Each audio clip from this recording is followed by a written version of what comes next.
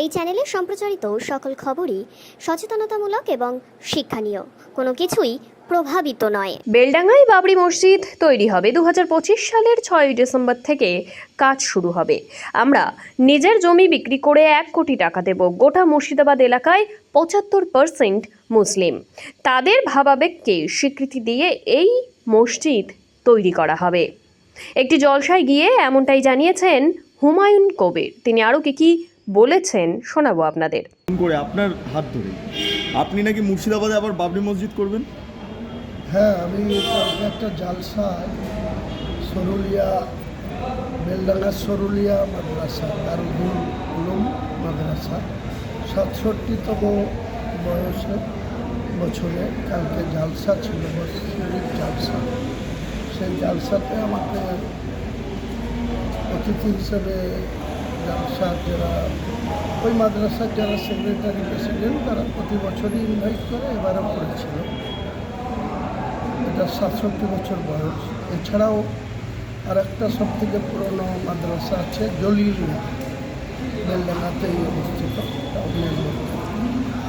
সেটা 111 বছর বয়স। তাদের আগামী 15 তারিখে জালসা আছে, সেখানেও আমি প্রধান অতিথি হিসেবে ইনভাইটেড আছি।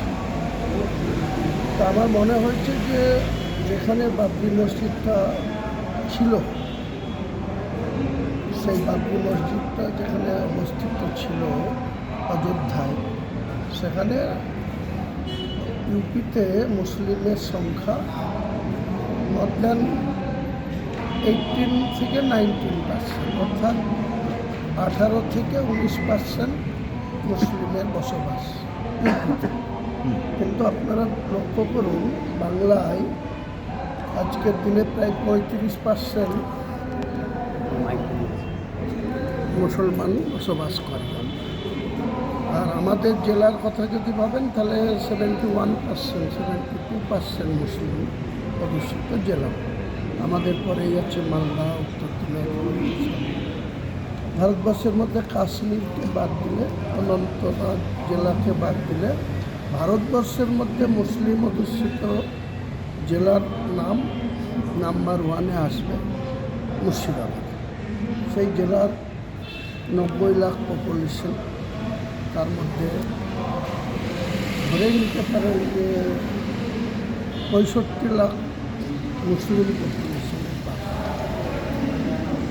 সেই জায়গাতে আমার মনে হয়েছে যে 1992 সালের 6 ডিসেম্বর যে বাবরি মসজিদটা ধ্বংস হয়েছিল, পরে অনেক সর্বোচ্চ আদালতে কেস এবং তার যে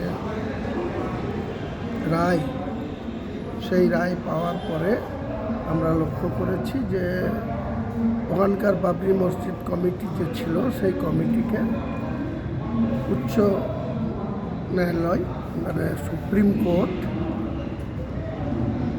বেশ কিছু জায়গা দিয়েছেন, যাদের আগামী দিনে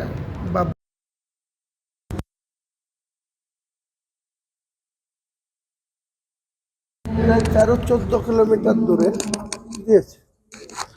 যাই হোক, সেই বাবরি মসজিদ কমিটি সুপ্রিম কোর্টের রায়ের পরে এই জায়গা তাদের যে দেওয়া হয়েছে, তারপরে কিন্তু আজ পর্যন্ত আমরা দেখছি না যে সেখানে একটা বাবরি মসজিদ প্রতিষ্ঠা করার জন্য সেইভাবে তারা নিতে পারছে না। কেন, সেটা আমার বিশদে জানার বিষয় না।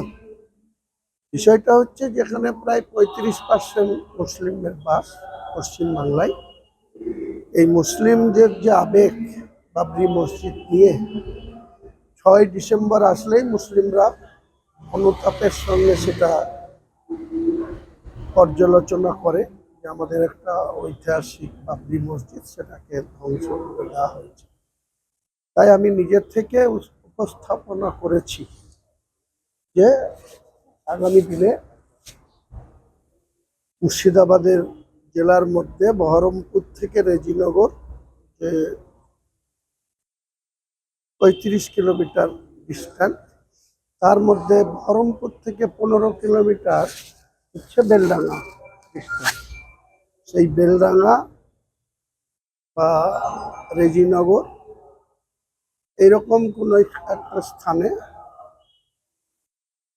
2 একর জায়গা মিনিমাম, অর্থাৎ 6 বিঘা, তার বেশি হলেও হতে পারে, কম হলে হবে না।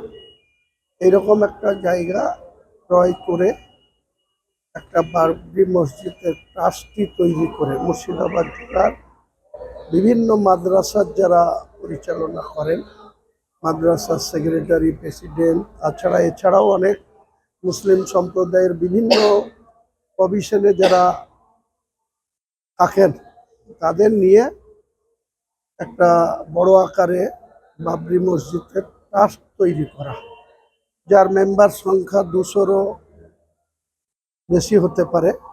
সেই ব্যক্তিদের নিয়ে একটা ট্রাস্ট তৈরি করে তার রেজিস্ট্রেশন করে আমাদের চেষ্টা করব আমরা, ইচ্ছা এই মুসলিম ভাবাবেগকে বা মুসলিম সম্প্রদায়ের মানুষের এই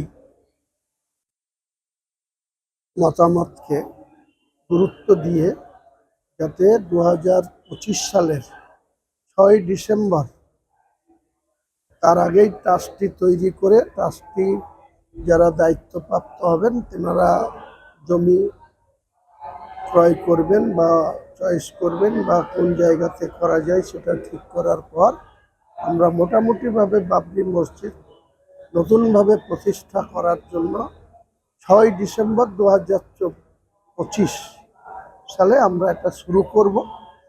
3 বছর, 4 বছর, 5 বছর, যা টাইম লাগুক, এই টাইমের মধ্যে একটা বাংলার মুসলিমদের ভাবাবে সেটাকে গুরুত্ব দিয়ে